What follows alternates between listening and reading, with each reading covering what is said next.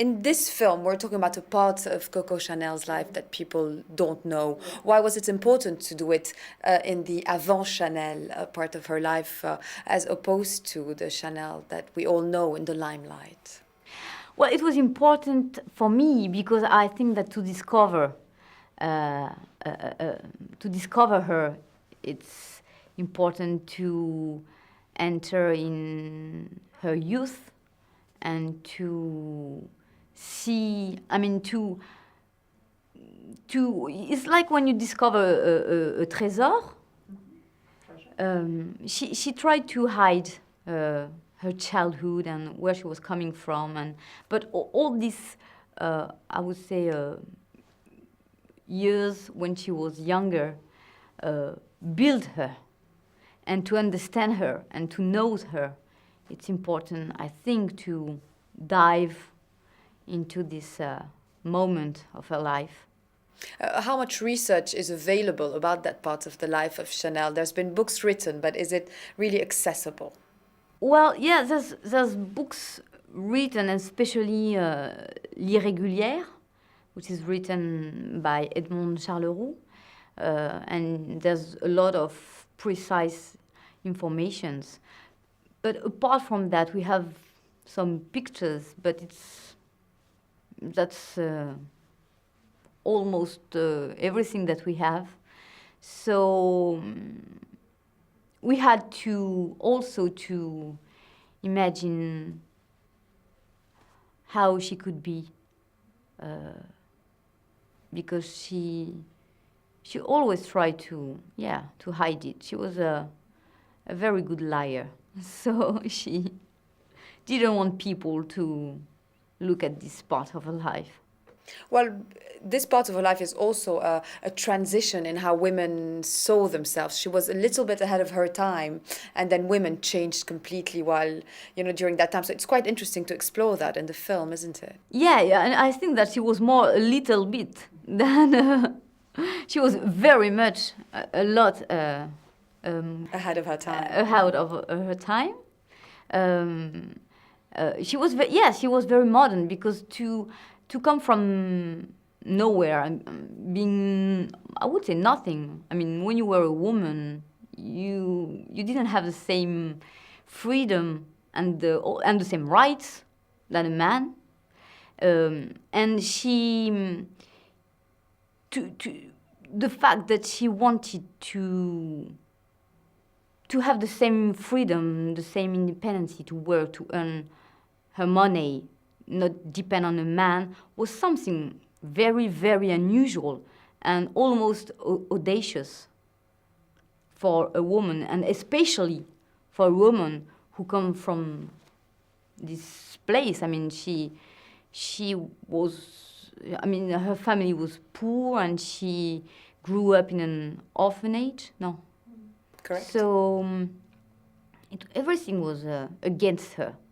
Did you ever think that you would portray Coco Chanel ever on screen? Did you ever dream about it before? Did you ever admire her style? I mean, I haven't dreamed of portraying her, but this character has been proposed to me, many times by the past. So she was familiar, not because I especially knew her, but because I was feeling that, there was something. Maybe it's the physical resemblance.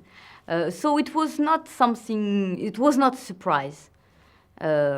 So I mean, it was not easy to play her, but it was not completely foreign. You understand? Well, in many ways, this movie makes us understand the influences of fashion and how fashion is made. Has it changed a little bit your outlook on how you view fashion? Not really, but it changed my look about the way she was thinking the fashion, because her way of the way she was making clothes and the reason why she was making clothes, it was very personal, and it was almost to free women, to make them able to show their personality and their cleverness, and he wanted women to be more than I would say like a stupid decoration. You see what I mean? It's like she never liked something. She was very pure and simple, and she was not. She couldn't. She was not somebody superficial, and in that way, I totally agree with her. And it's true that I would say I could have the same taste. I like things when they are unfashionable, indémodable, je me souviens plus comment. Timeless. Timeless, voilà. Alessandro, it's a pleasure to see you here in Paris for Coco avant Chanel. We start with your character, which was a very important part of Coco Chanel's life. In all its aspect, can you describe him to us? Boy Capel was had a lot in common, it turns out, with Chanel, in that they were both orphan children.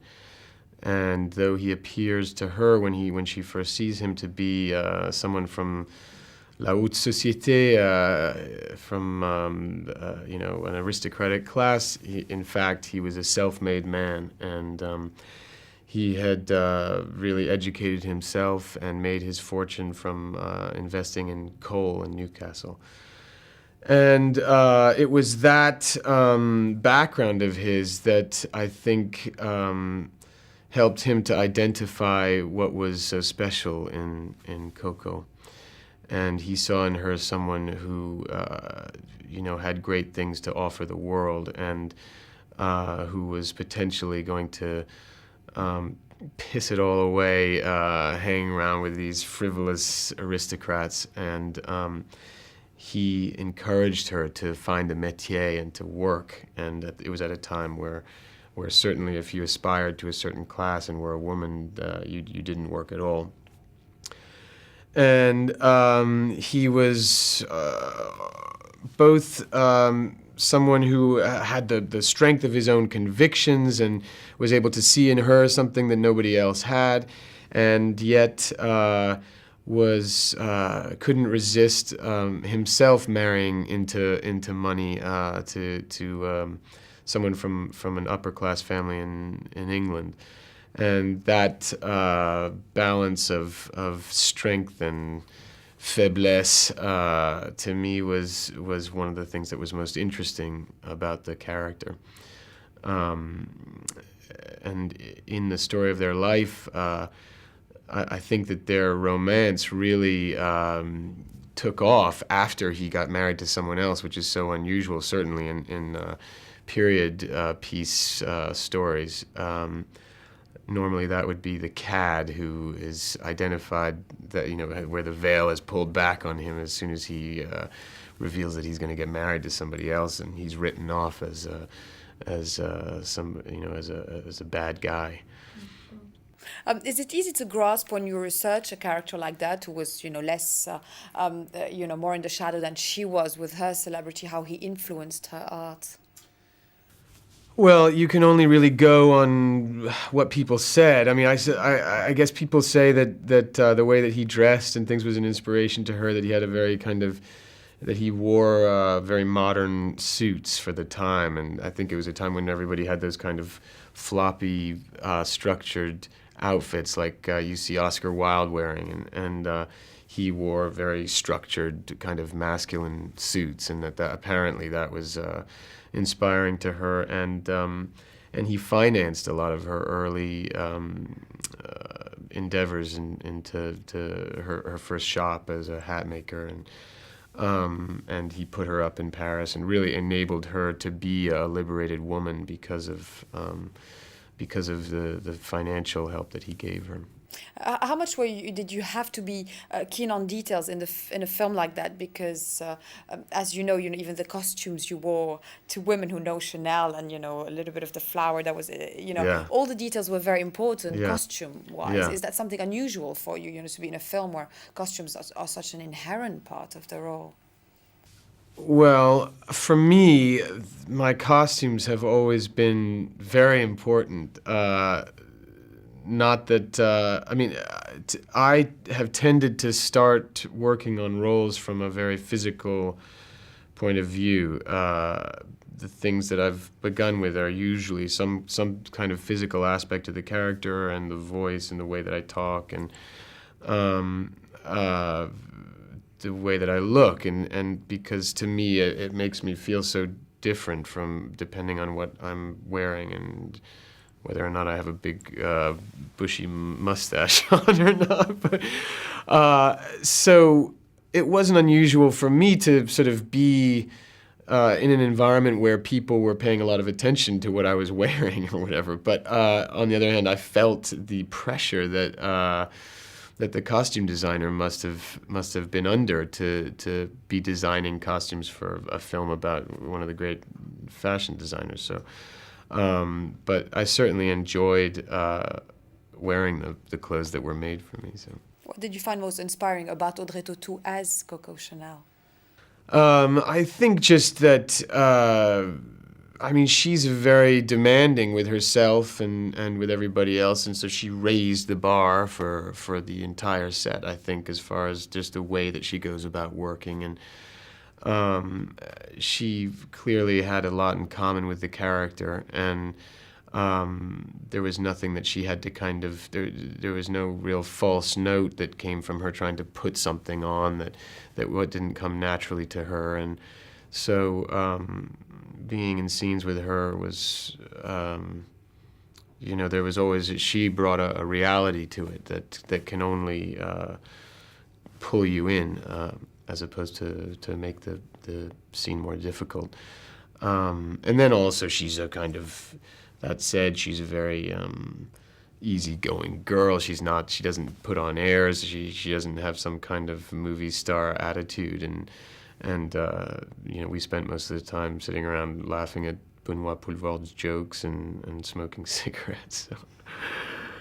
But it's always difficult when you're doing a film with somebody. You have to have like a real intimacy with almost immediately when you arrive, and I think just a day into the filming or something, we were having to shoot some scene where we were making love or kissing or something, and it's hard to establish the reality of that kind of comfort between the two of you when you've only just met. And she I found very easy to talk to because she'd done some films in English and another language, and she had shared the experience that I was going through at the time. And so we were able to commiserate about what that was like.